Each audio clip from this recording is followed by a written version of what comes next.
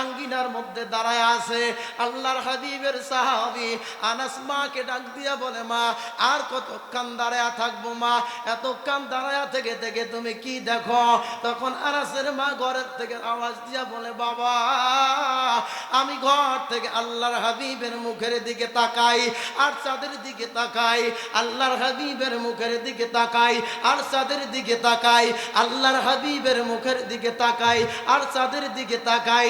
আল্লাহর নামের কসম করে বলি আল্লাহর চাঁদের মধ্যে দাগ পাওয়া যায়, কিন্তু রহমাতুল লিল আলামিনের মুখের মধ্যে কোনো দাগ দেখা যায় না। আওয়াজ করে বলা যায় নাকি সুবহানাল্লাহ? আনাস রাদিয়াল্লাহু তাআলা আনহু এবার আল্লাহর হাবিবকে নিয়ে ঘরের মধ্যে প্রবেশ করলেন। আনাসকে রাদিয়াল্লাহু তাআলা আনহু নবীজির মেহমানদারি করবেন, আল্লাহর হাবিবকে খাওয়াবেন, আল্লাহর হাবিবকে খাওয়াবেন। খাওয়া দাওয়া শেষ হয়ে গেল, আল্লাহর হাবিবকে ঘরের বাইরে থেকে আওয়াজ দিয়ে আনাসের মা বলে, ও পয়গম্বর আজকে আপনাকে দাওয়াত দিয়েছি, আমার বড় একটা স্বপ্ন আশা আছে। বলে কি আশা? বলো। ও হাবিব আপনি জানেন না আমার সন্তান আপনার খেদমতে থাকে, কিন্তু আমার সন্তান যখন আপনার দরবার থেকে বাড়িতে চলে আসে, আমার সন্তান, আমি তো গরিব মানুষ, ঘরে খাবার থাকে না, পেটের মধ্যে হাত দিয়া আমার সন্তান ঘুমায়া পড়ে। আমি মা বুঝতে পাই আমার সন্তান আনাস বুঝি কোনো খাবার খায় নাই।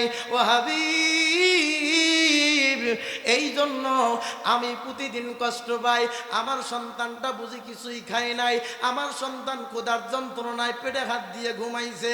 হাবিব গো আপনি একটু আমার সন্তানের জন্য আজকে দোয়া করে দিবেন, দোয়া করে দিবেন। আপনি নবী মানুষ, হাত তুলতে দেরি, আপনার দোয়া কবুল হইতে তো দেরি নাই, আপনি একটু দোয়া করে দেন আল্লাহ যেন আমার সন্তান আনাসকে ধনী বানায়া দেয়। আল্লাহর হাবিব ডাক দিয়া বললেন, এখতিয়ার দিলেন, বললেন আনাসের মা শোনো, আমি নবী হতে পারি কিন্তু তুমি মায়ের চাইতে আমি নবীর পাওয়ার মর্যাদা বেশি না, তুমি মায়ের মর্যাদা বেশি করে দিয়েছেন যিনি, বলুন তিনি কে? জোরে বলেন না কে?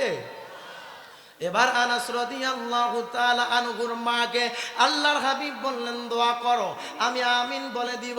আনাসের মা দোয়া করলেন, আল্লাহকে বললেন, আল্লাহ আপনার হাবিবের খেদমত করে আমার সন্তান আনাস না খেয়ে ঘুমায়, কতদিন আর আমার সন্তানটা গরিব থাকবে? আমার সন্তানটাকে আপনি একটু ধনী বানায়া দেন না, ধনী বানায়া দেন না। দোয়া আল্লাহর দরবারে কবুল। নবী যে আমিন বললেন, কেমন দোয়া মায়ের কবুল হয়ে গেল। আমি মুমিনের 2 নাম্বার গুণাবলী আপনাদেরকে বুঝাতে চাইতেছিলাম। যারা নবীজিকে মহব্বত করে তারা মা বাবাকে কষ্ট দেয় না। আল্লাহর হাবিবের সামনে আনাসের মা দোয়া করলেন, আনাস আমিন বললেন, দোয়া আমার আল্লাহর দরবারে কবুল হয়ে গেল। কেমন কবুল হয়ে গেল? তামাম মক্কা নগরীতে বছরে খেজুর হয় সবার একবার, কিন্তু মায়ের দোয়ায় হযরতে আনাসের খেজুর বাগানে খেজুর হয় বছরে 2 বার। আওয়াজ করে বলা যায় নাকি সুবহানাল্লাহ?